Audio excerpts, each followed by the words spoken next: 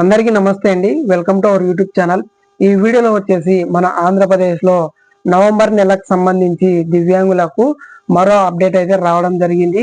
ఆ అప్డేట్ను తెలుసుకోవాలంటే మీరు ఈ వీడియోని ఎక్కడ స్కిప్ చేయకుండా చూడండి. అలాగే మీకు ఈ వీడియో నచ్చినట్లయితే ఖచ్చితంగా ఒక లైక్ అనేది చేయండి. మీరు లైక్ చేయడం వల్ల నాకు కూడా సపోర్ట్గా ఉంటుంది. ఈ వీడియో ఎక్కువ మందికి రీచ్ అయ్యి వాళ్ళకు ఉపయోగపడే విధంగా ఉంటుంది. కొత్త వాళ్ళు చూస్తున్నట్లయితే సబ్స్క్రైబ్ చేసుకోండి. వీడియోలోకి వెళ్ళిపోయే ముందు ఒక చిన్న విన్నపం అండి.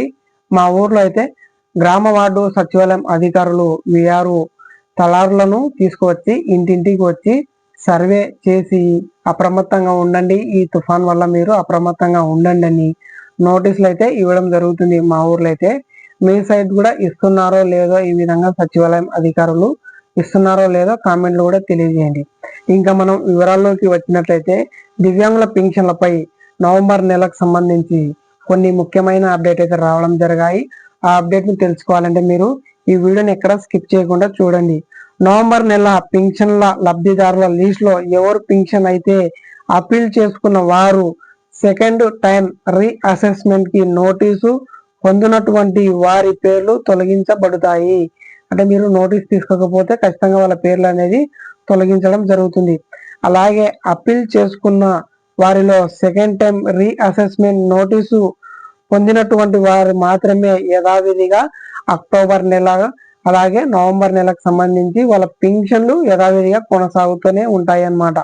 వాళ్ళు రీఅసెస్మెంట్ కి వెళ్ళి వచ్చేంత వరకు వాళ్ళ పింఛన్లు యథావిధిగా కొనసాగుతూనే ఉంటాయి. అలాగే ఒకవేళ అపీల్ చేసుకున్న వారు సెకండ్ టైం రీఅసెస్మెంట్ నోటీస్ తీసుకోకుండా పొందకుండా మీరు పింఛన్ తొలగించకుండా మీరు పింఛన్ నవంబర్ నెలలో పొందినట్లయితే నవంబర్ నెలలో మీరు సెకండ్ టైం రీఅసెస్మెంట్ కి నోటీస్ తీసుకొని మీ యొక్క రీఅసెస్మెంట్ వెరిఫికేషన్ ఖచ్చితంగా చేయించుకోవాలి అన్నమాట. అలాగే సదరన్ స్లాట్లు ఎప్పుడు బుక్ చేసుకోవాలి అని చాలా మంది అయితే కామెంట్ లో అడగడం జరుగుతుంది.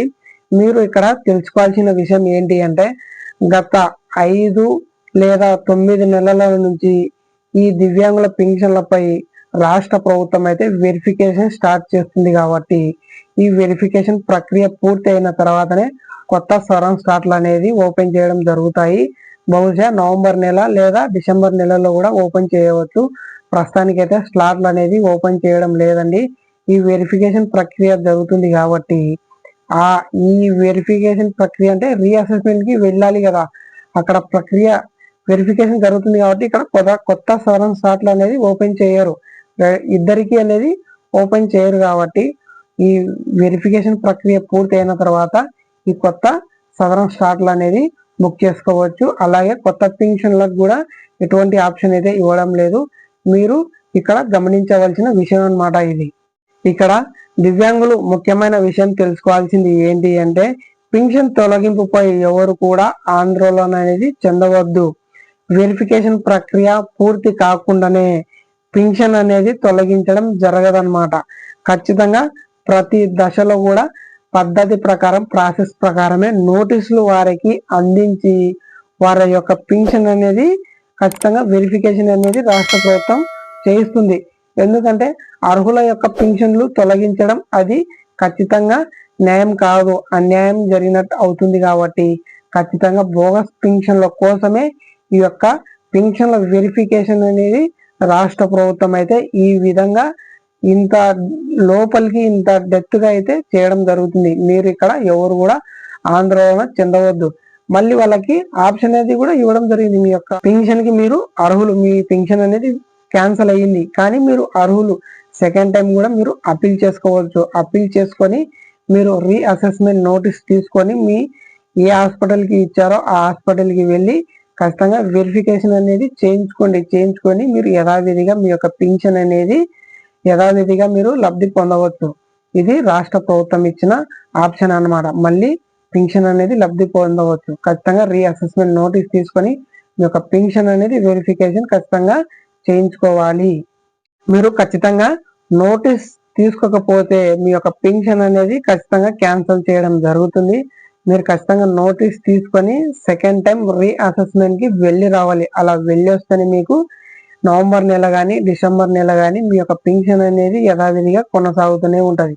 మీరు అక్కడ నోటీస్ తీసుకోకుండా రీఅసెస్మెంట్ కి వెళ్లకుండా మీరు పింఛన్ తీసుకోవాలంటే అలా జరగదు. మీ యొక్క పింఛన్ వచ్చేసి హోల్డ్ చేయడం జరుగుతుంది లేదా క్యాన్సిల్ చేయడం జరుగుతుంది. మీరు ఈ విషయం గమనించి ఖచ్చితంగా వెరిఫికేషన్ రీఅసెస్మెంట్ కి వెళ్ళి అక్కడ అటెండ్ అవ్వండి. అటెండ్ అయ్యి మీ యొక్క పింఛన్ అనేది వెరిఫికేషన్ చేసుకొని యథావిధిగా మీ యొక్క పింఛన్ అనేది మంజూరు చేసుకోండి. ఓకే అండి, దివ్యాంగుల పింఛన్లపై ప్రస్తుతానికి ఉన్న అప్డేట్ అయితే ఇది అన్నమాట.